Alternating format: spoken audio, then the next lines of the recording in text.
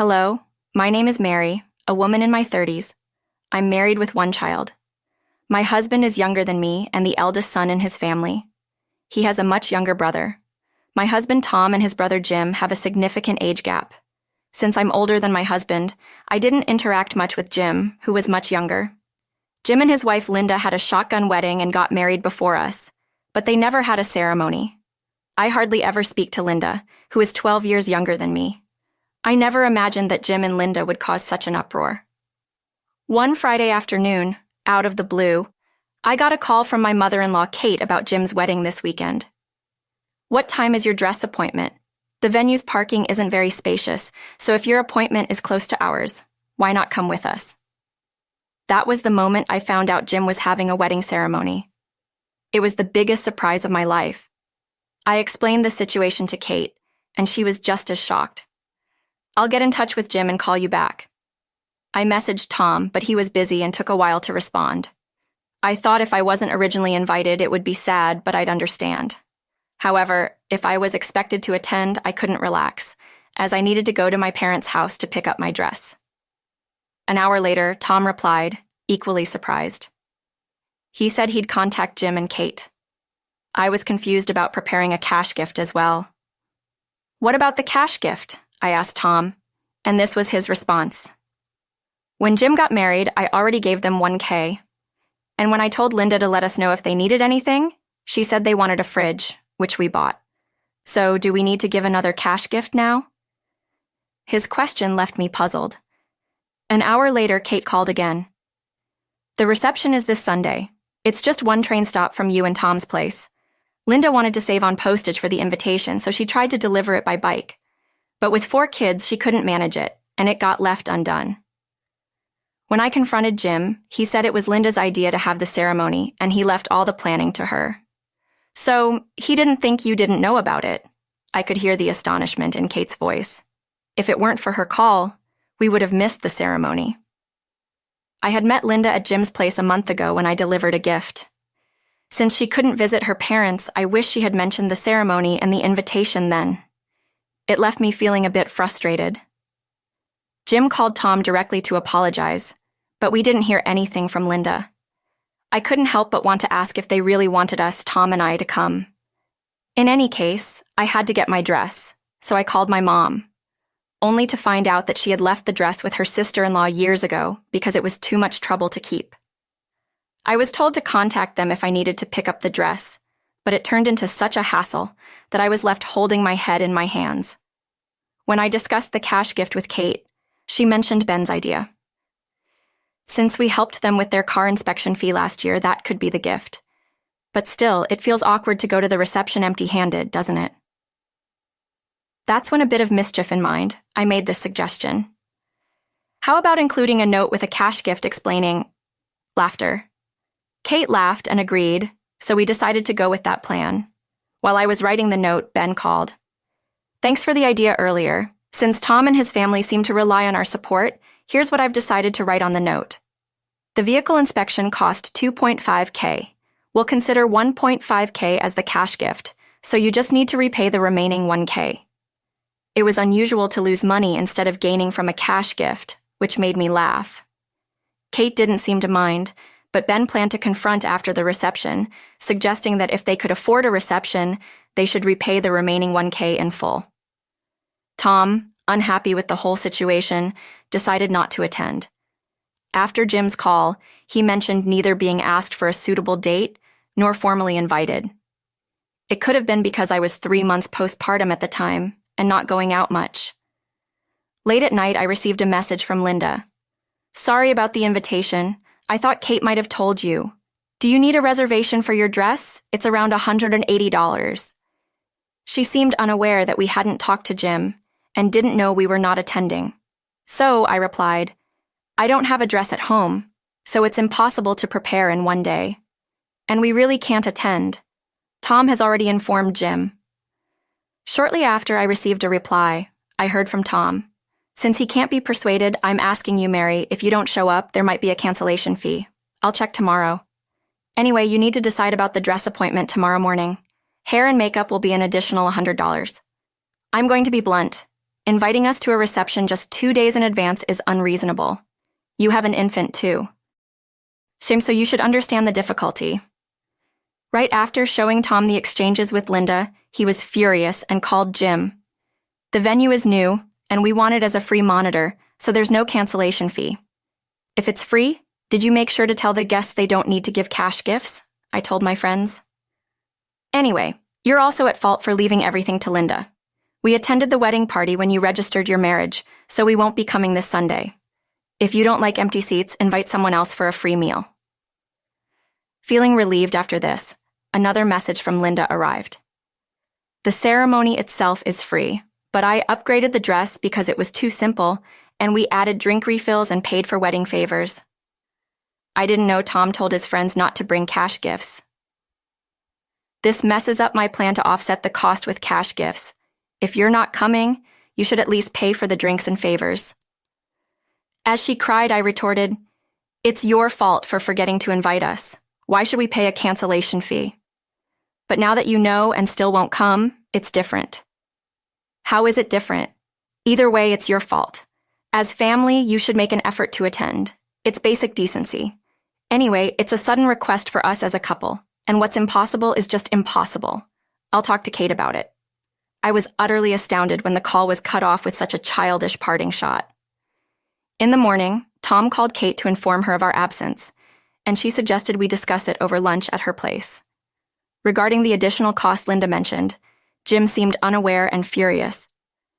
I was against having a reception in the first place. I agreed only because it was a free campaign. I didn't know about extra charges. If it costs money, I don't want it. We couldn't save money for the car inspection despite knowing the date, so Dad paid. It's wrong to have a reception without repaying that first. Jim had lost all enthusiasm for the reception upon arriving at the in-laws. Tom declared our decision not to go, and Ben agreed. It's rude not to send an invitation, even to family. You're right not to go. I understand, but it's a pity for Jim. Tom, if you don't have other plans, could you go? All of Jim's kids are boys, right? Babysitting is tough, so your help would be appreciated. Kate had a bit of a tendency to dote on Jim, who had been fond of her since he was little. As for Linda's parents, her mother had broken her leg and couldn't help, while her father refused to babysit, saying they decided to have the reception with their 4 children, so they should handle it themselves. Tom suggested, if Linda's parents aren't helping, we shouldn't either. Mom is too lenient with Jim. Linda thinks she can get away with anything because of it. Ben agreed, but it's tough with 4 kids. Jim's shotgun wedding was his own doing. The lack of planning is evident, even with unexpected twins. Better planning would have prevented this babysitting issue. It's a result of poor organization, so you should skip it. Thanks to Ben, the matter was settled, and Tom called Jim to confirm our absence. Jim promised to talk to Linda. However, even after Jim's explanation, Linda called, still not convinced. The reception is free, but we need to follow the venue's gift count. It's important for Tom to attend as the eldest. You don't need to bring a cash gift, but we need you to cover the meal and favors. It's already tomorrow, Tom. You can't just cancel last minute. The lack of invitation was your responsibility. Consider it a lesson and handle it yourself. I'll talk to Kate about it. I won't change my mind no matter what Mom says. You know that, right? The call ended, but on the morning of the reception, Linda called Tom again. Sensing it was about the reception and considering the early hour, Tom decided to answer, thinking there might be an important reason. It turned out Linda's friend had canceled, and she was asking if Tom could invite a childhood friend who lived behind his parents' house. New Jim, I can explain the situation and invite them, but it's unreasonable to expect me to contact someone whose details I don't even know. Linda, sounding irritated, raised her voice. That's why I'm asking you, Tom. Tom, usually not the one to get angry, was visibly upset. If someone cancels at the last minute, it's probably due to illness or a more urgent matter. It's not necessary just to fill the numbers. After Tom's sarcastic remark, Linda stumbled over her words and fell silent.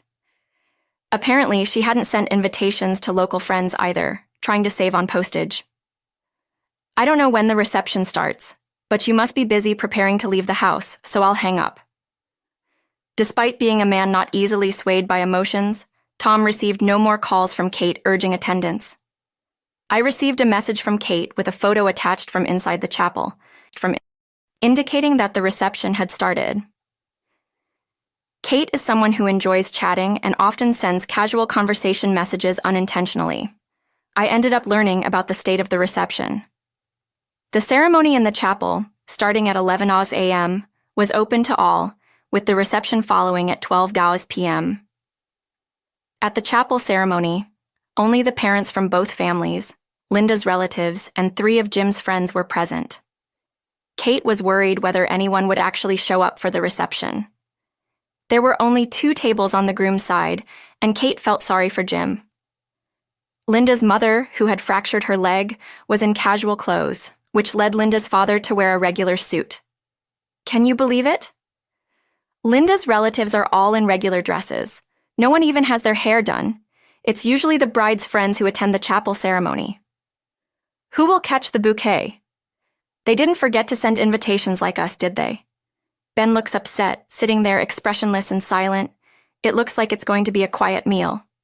The reception moved to the main venue, where Jim's side had only 2 tables filled by 3 friends and the in-laws.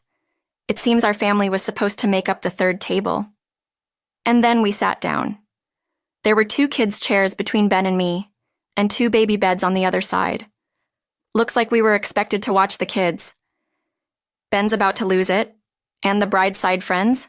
It's only your family with 3 kids, and 1 table is empty. They're late. Eventually, Ben managed to get Linda's parents to help with the babysitting. 2, carrying large bags, sat down at Linda's empty table, giving Kate some relief. I thought it was props for a performance, but I guess it got canceled due to time constraints. When Kate mentioned this to Ben about Linda's friends' bags, Ben, still angry, commented, "That looks more like shopping bags from a bargain sale." Kate sent another message saying she'd become expressionless again. She later sent a photo she took with Jim, where she was smiling broadly while Jim looked expressionless. Kate, being rather obvious, seemed to think the reception went well. I got an email from Jim. He's coming to our house today. Why don't you and Tom join us for dinner? She seemed unaware of the potential for conflict. I showed Tom Kate's message, and he decided to go to his parents' house to talk with Jim and Linda, asking me to stay home. At 6 p.m., they gathered at the in-laws' house. I waited at home, but Tom filled me in later. The additional charges Linda incurred for the reception were because the wedding planner had assured her they could be offset with cash gifts. In reality, cash gifts had already been given at the time of their marriage registration. There were none from the relatives. Although Jim's friends were told they didn't need to bring any, they each brought $100. Linda's friends, thinking the reception was canceled because they didn't receive invitations, had made other plans. After being informed at the last minute, the only 2 of Linda's friends who attended thought they were stopping by after shopping. Having been asked to speak or consult, as a result, they only collected $600, not enough to cover the additional charges. They reportedly asked Ben if they could pay the $1,000 car inspection fee in installments. Linda, in tears, said the reception was a disaster and blamed herself. When Tom pressed for an explanation about the lack of invitations and phone calls, Jim gave this reason.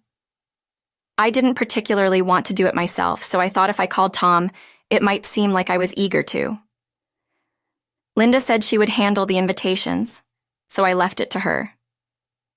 You totally abandoned something you decided to do as a couple. It's your fault for prioritizing your feelings and neglecting what needed to be done. The same goes for the car inspection payment. You left all the financial management to Linda, which led to this situation. Every month, she complained about being in the red, so when I took over the finances, it seemed too hard for her. She threatened to divorce me and went back to her parents' home. Even Linda's mom scolded me. Then Tom later said, Jim likes beautiful women and children, so he didn't want a divorce, but he regretted not allowing it, given this outcome.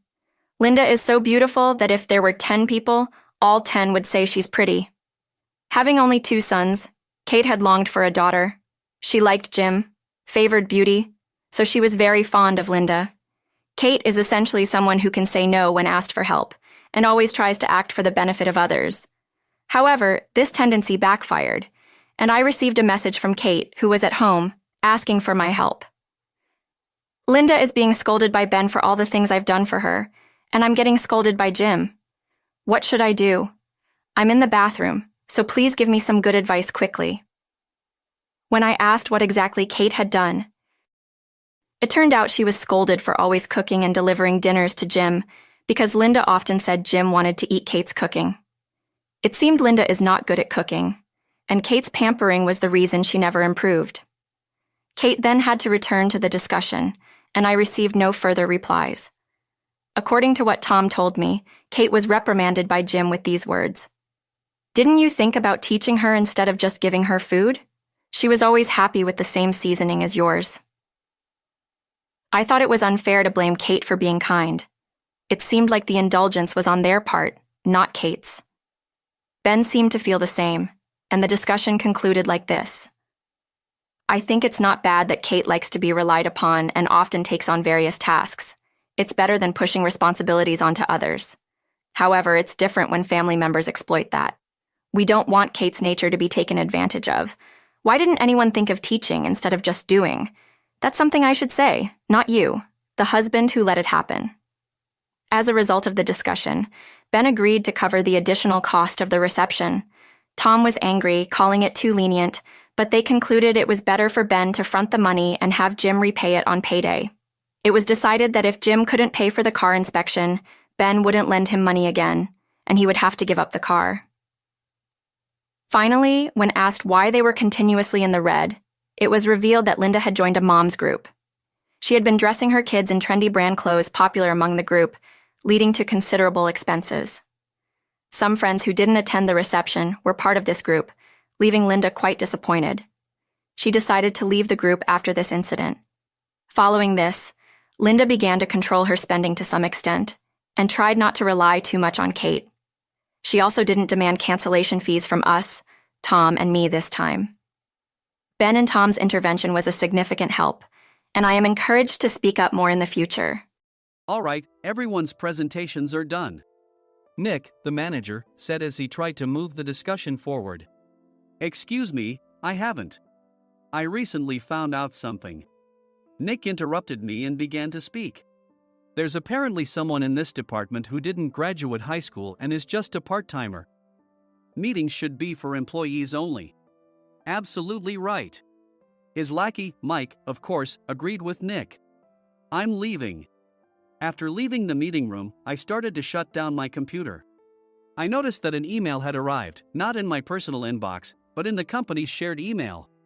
Thinking, there's no point in speaking up, no one will listen, I went home quietly. The next day, I heard a commotion from Nick's desk. He was staring at his computer screen, his face pale. Nick? Is something wrong? Mike looked at the screen with him. And he turned even paler than Nick. Why is he so angry? Knowing the reason for Mike's distress, I thought to myself, serves them right. My name is Adam. My mother passed away when I was in the 9th grade, and I was raised by my father. Well, you could hardly call it being raised. After my mother passed, my father changed. He drowned his sorrows in alcohol, and though he still went to work, he squandered our living expenses on horse racing. Because of that, I had to start working part-time as soon as I entered high school. Every month, I went to the convenience store with bills in hand that couldn't be auto-deducted from my father's account. Even though I endured it because I didn't want to be alone, I reached my limit in my 2nd year of high school and dropped out. I found a live-in job at a distant inn. Thank you for everything. The day I left home, my father, still staring at the TV, spoke. Take care. That was our last conversation. Back then, 18 wasn't the age of majority, so I needed my father's permission to work, and I couldn't hide my place of employment. Yet, my father never visited me even once. I kept working just to survive, and before I knew it, I was 42. Years of hard work paid off, and I was transferred to the headquarters. I was thrilled to be recognized by the company, as I thought I'd be working in the field until retirement due to my lack of formal education. Listen up. Our work can change the future of our employees. Don't drag us down. On my first day after the transfer, Nick, dressed in an expensive suit, spoke sternly. There was a reason for this. Our inn was located in a prominent tourist destination, known so well that everyone in the state could sing its commercial jingle. At its peak, we had 5 locations within the state. But that was long ago. Due to financial difficulties and aging facilities, only the place where I had worked for many years and the original establishment remained. I was prepared to lose my job anytime, but now there was a glimmer of hope. With the rise of social media, the tourist area where the inn was located started gaining attention again. Depending on how hard the sales department, where I was transferred, worked, we could either thrive or be forced to give up this prime location to the new hotel chains continuously popping up. For Nick, who had switched careers from another industry to strengthen our sales, this was a battle he couldn't afford to lose. I understood why he had to be strict. "I will do my best." Nick sneered at my enthusiastic declaration. "Did you not hear what I said?" "I'm sorry." I thought I was listening carefully. Out of habit from years of customer service, I apologized reflexively, though I had no idea what had offended him. Someone was watching me with a smirk. In this department, there are those who are expected to excel and those who have been shoved here because they have nowhere else to go. You are the latter. It was Mike, the section chief. He's 7 years younger, at 35. But he was called to headquarters much earlier than I was and had been moving around within the headquarters ever since. I'm not jealous, but I can't accept that he's my boss. Graduating from a prestigious university, he has an unusually high pride and caused many problems as a newbie, making things very difficult for me when I was the front desk leader. When I found out Mike was transferred to the sales department a month before me, I was disheartened. Mike is right. With just a middle school diploma, there's not much you can do. Don't even think about achieving results. As if I didn't exist, Nick remarked, "I'm thirsty." Mike eagerly ran to the coffee maker. It seems Mike is Nick's lackey. I regretted being happy about my transfer to headquarters, wishing I had stayed on site forever. Send a direct mail to every company on this list by the end of the day. Nick only assigned me tasks that even a new graduate could handle. What? There are over 1,000 companies. You want me to send to all of them by today? Yes, if you and your fellow misfits split the work, even those with nowhere else to go should finish by today. I glanced at the employees typing away expressionlessly. They were worn out from customer service, only thinking about leaving on time, or were women reassigned after having children, with zero motivation for work. Even Sam, a new graduate from the same university as Mike, who was supposed to be among the expected achievers, had no enthusiasm for the job, having joined the company wanting to do customer service. "I don't care what they say, I plan to quit any time," he said. Only Nick and Mike were highly motivated, making all the decisions between the two of them. I originally only wanted to work at the inn to survive and had no particular attachment to this job. I swallowed my words, thinking I had no right to reprimand them. About a month after the transfer, Nick told us with a frustrated look. "To commemorate the 50th anniversary, we've decided to create a plan exclusive for one group per day.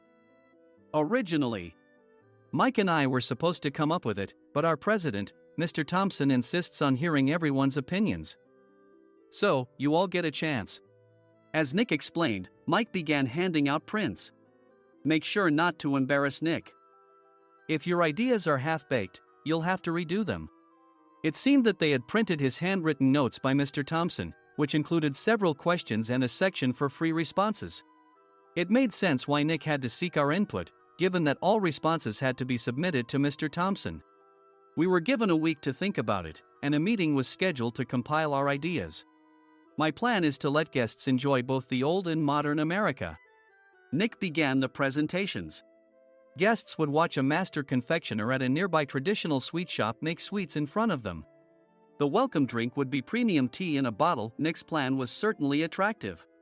After his presentation, Nick called on us to present in the order we were seated. Just as I stood up for my turn. "All right, everyone's presentations are done." "Excuse me, I haven't.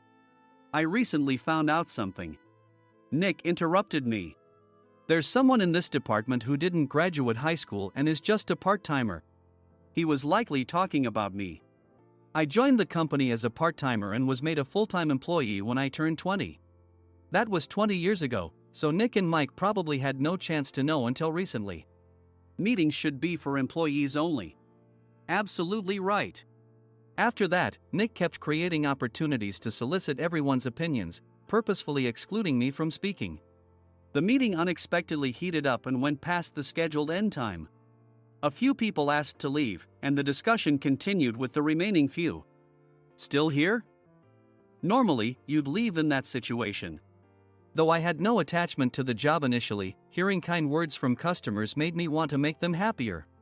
For someone like me, with nowhere to go, the inn was my home and customer service was my life. I felt pathetic about my current self. I'm leaving. I left the conference room and started shutting down my computer. I noticed an email had arrived, not in my personal inbox, but in the company's shared email. Thinking no one would listen to what I had to say anyway, I quietly went home.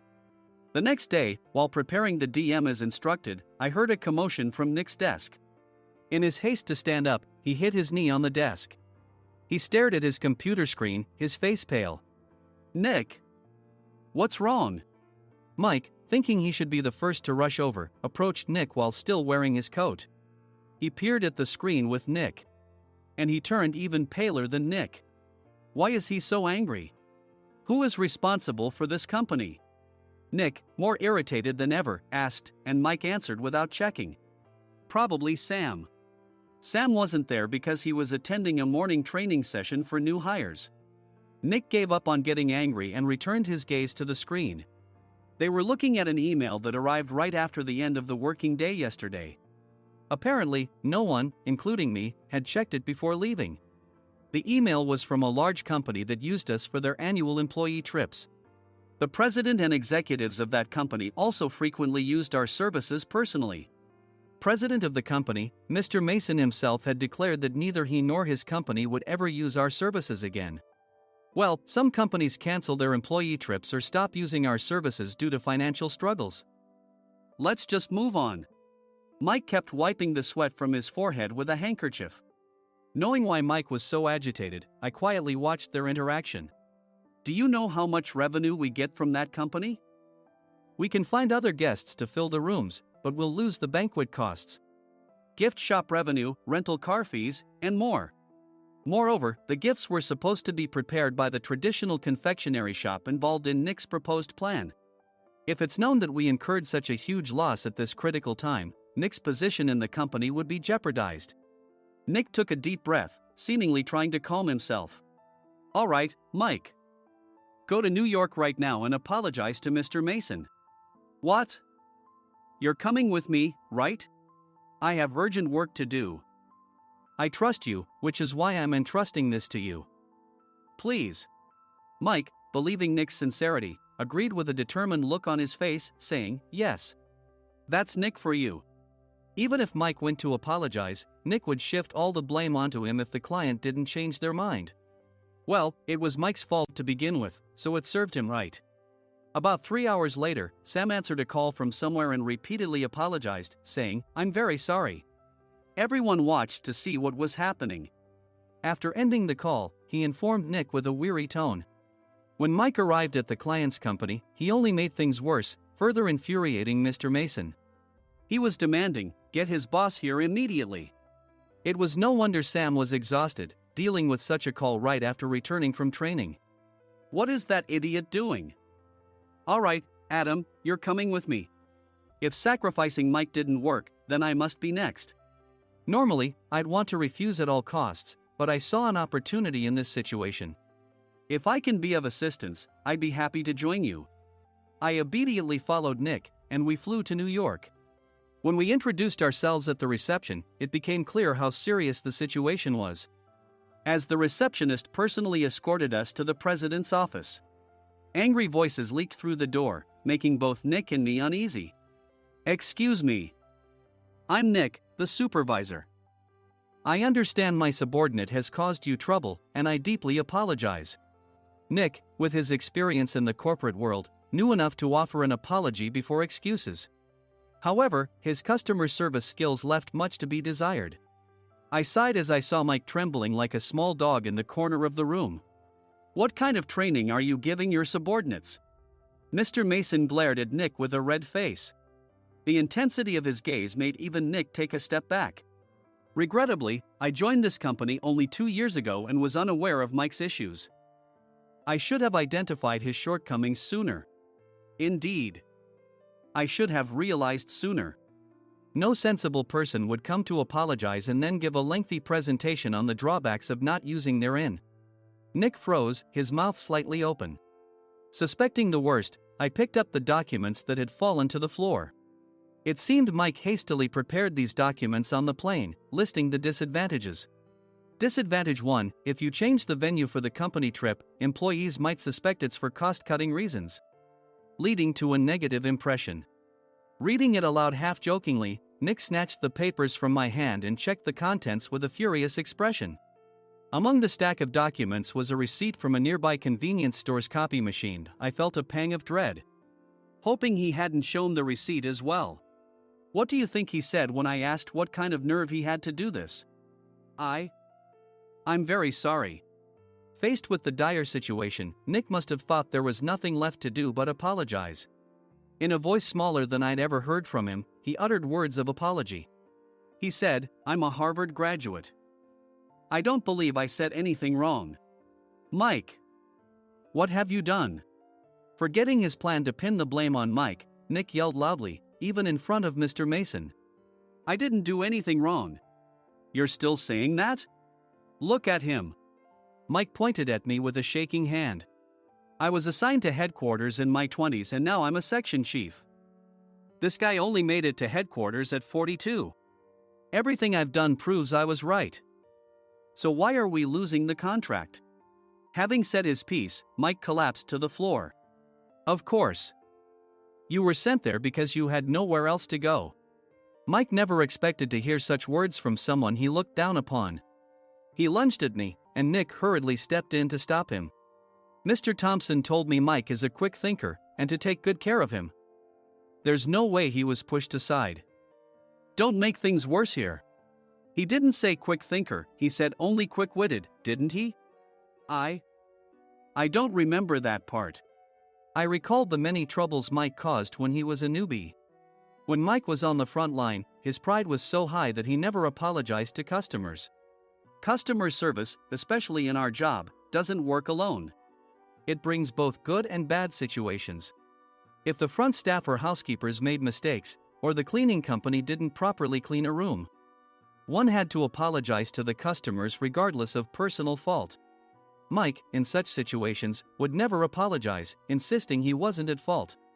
This often angered customers, and as the front desk leader, I frequently had to apologize on his behalf.